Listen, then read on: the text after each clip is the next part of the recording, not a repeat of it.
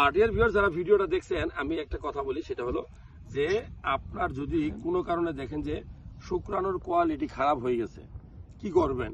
এখন আপনি কিন্তু জানলে একটু অবাক হবেন যে আমরা পুরুষ মানুষ যারা, ছেলে মানুষ যারা, আমাদের কিন্তু অনেক বদ অভ্যাস আছে।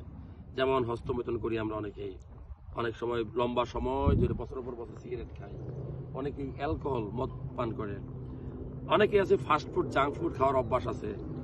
এখন শুক্রাণুর কোয়ালিটি খারাপ হয়ে গেছে, এটার সাথে কিভাবে বুঝবেন এই সম্পর্কগুলা? এটা আমি বলি যে আপনার শুক্রাণুর কোয়ালিটি মূলত খারাপ হয় কেন?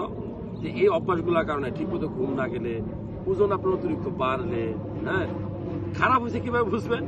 যদি আপনি বিয়া করেন, 3-4 বছর বেবি না আসে, অথবা আপনি যখন হস্তমৈথুন বা সহবাস করেন, তখন দেখবেন যে আপনার সিমেন্ট যেটা আছে সেটা অত্যধিক তরল বা পানি জাতীয় হবে। অনেকে তো দুষ্টামি করে বলে কলের পানির মতো পাতলা হয়ে গেছে বা ভাতের মারার মতো হয়ে গেছে। যাই হোক, শুক্রাণুর কোয়ালিটি নষ্ট হয়েছে, এটা বুঝবেন কিভাবে? যে আপনি একটা সিমেন্ট টেস্ট করবেন, 3 দিন স্বামী স্ত্রী মিলামেশা করবেন না, একটা হাসপাতালে যাবেন, সিমেন্টটা দিবেন।